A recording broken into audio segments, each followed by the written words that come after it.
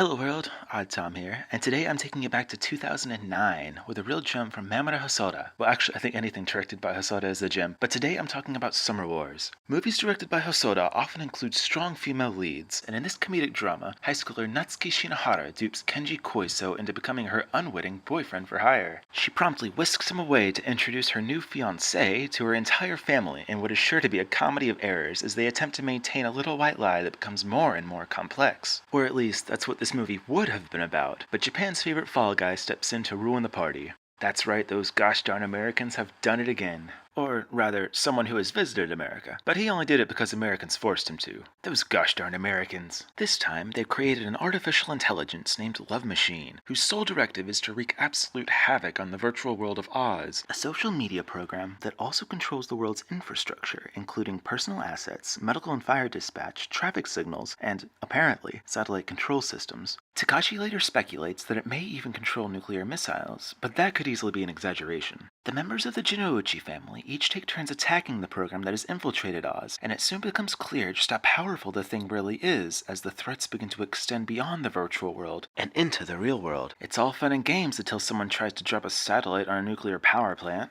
Now, Natsuki definitely isn't the brightest bulb of the family, but she joins the cause by challenging Love Machine to a game of Japanese Hanafuda. Despite the fact that she loses every other game she plays on screen against human players, when Natsuki is granted an item to increase her in-game luck, she is the first of the family to get the best of him. Love Machine loses all of the accounts he has collected except for precisely 2 of them, and the family celebrates a victory. Or at least, what looks like a victory. Because just a few moments later, Love Machine modifies the trajectory of a falling satellite to land squarely on the family's house, and what looks like a personal vendetta against the Jinouchi clan. But is this really a personal attack? It's easy to say that this change of tactics was caused by spite or frustration due to his losses, but Love Machine is just that, a machine. He doesn't have emotions like spite or pride or anger, and it's not even clear whether or not he realizes that our world isn't just another game. A human might have taken this admittedly unfair loss personally, but an emotionless computer like Love Machine would see that Natsuki winning these accounts is actually to his benefit. And all the excitement of actually winning for once, nobody seems to realize the implications and, more importantly, the consequences of Natsuki's victory. The family consistently underestimates the machine, and this is no exception. If they had been paying attention, they may have noticed that the traffic signals were suspended immediately after Kenji left the estate, which is inevitably what caused him to return. Is this a coincidence, or is there more to it?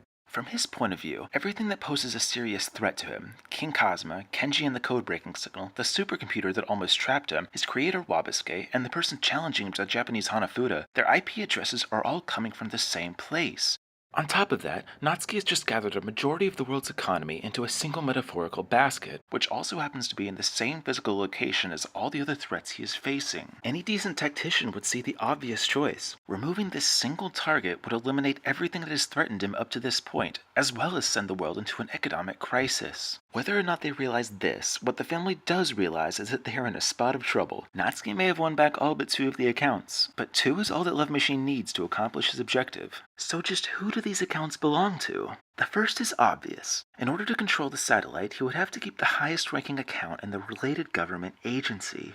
The second appears to be Kenji's, but appearances don't really mean that much in a world where avatars are nearly infinitely customizable. One of Natsuki's biggest mistakes is that she allows Love Machine to choose which accounts he surrenders, and in a world where accounts link to personal assets, there are certainly accounts with much more strategic value than a high school student. The other key to this puzzle is that although Love Machine has lost nearly everything else, the one thing he does retain control over is the encryption key, which implies that whoever the second account belongs to also has access to the key. If taking over an account was as simple as getting someone to respond to an email, why would Love Machine send out an encrypted message? A Nigerian prince would yield more responses than a math problem. Furthermore, Love Machine took over Kenji's account despite the fact that he got the code wrong, which implies that the code isn't what grants access to accounts. The creators of anything powerful are the ones who most understand how carefully it should be handled. A worm as powerful as Love Machine certainly had a failsafe in place if it got out of hand, and it has likely been used before, a digital leash that can only be decoded by a human eye. Love Machine might have all the power in the world, but unless he could free himself from this leash, someone could always activate the failsafe.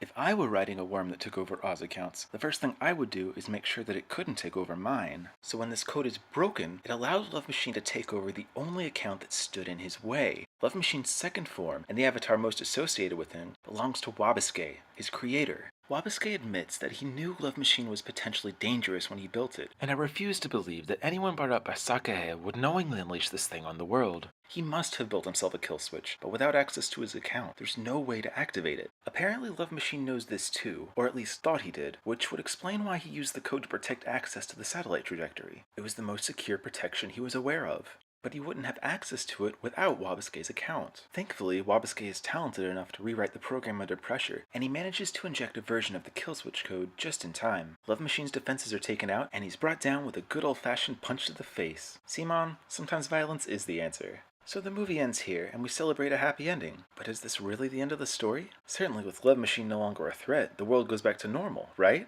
Well, that's all up to Natsuki. Or did you forget? All of the world's economy is still in the hands of a Japanese teenager. Bank accounts, social security numbers, personal assets, they're all associated with Oz accounts, either given to or won by Natsuki. Does she just give them back, or are they hers now? You can imagine what those gosh darn Americans would have to say about that.